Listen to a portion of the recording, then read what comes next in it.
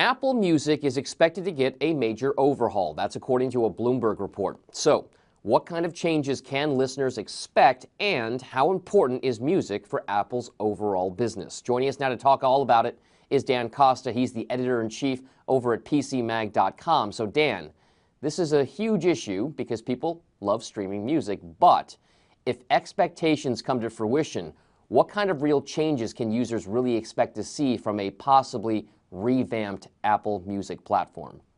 This is a brand new service for Apple. Remember, Apple's one of the pioneers in digital music distribution and really, really good at it. The thing that it's never been good at is the streaming component to it, and they really had to go back to the drawing board here. They came out with Apple Music a year ago. They had a good plan for launching it. They had lots of great backers, but I think nobody was completely happy with the interface. Users were a little bit confused by it. And I think they really there's going to be mostly cosmetic interface changes that need to be made here. They've got the music catalog. The service works just fine, but it's that ease of use issue that they really need to get to make it more popular with consumers and get them to, to leave Pandora and to leave Spotify and actually stick with Apple Music. Which is so interesting because Apple is known for its ease of use. Its user interfaces are always the ones that are the most intuitive out there. And so this particular issue kind of resonates with some music fans out there. But let's put this in a broader context. How important is the overall Apple Music platform for Apple as a company, especially in light of its acquisition of headphone maker Beats a couple years ago? I mean, it's made some huge moves here. It's spent some of that big cash hoard on trying to revamp the music business. Is it working, and how important is it?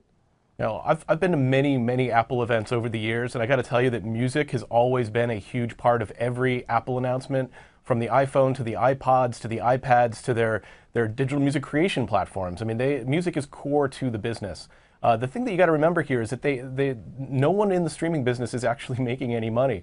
Spotify has 30 million paying subscribers, and they lose money every year. Pandora has more than 80 million users, and they lose money every year. So the streaming business is actually a really hard place to make money.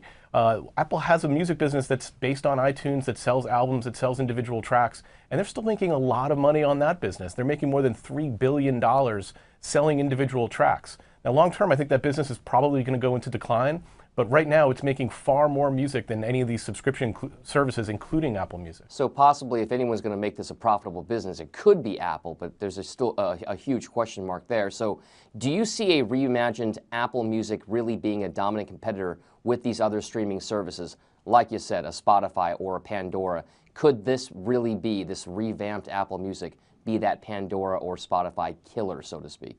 Yeah, I mean, the thing about Apple, they've got a tremendous amount of brand equity. They have a huge install base, and they're going to have a huge install base into the future for years to come, and it's going to be a global install base. And that was one of the interesting things I saw them try and do with music, is make it a global phenomenon. I don't think that panned out exactly the way they wanted to, but they still have this global install base. Everybody's got the iPhone is going to be the foundation that they build it on, and they really want to get this subscription business going. They want to get customers serviced every month, paying a monthly fee.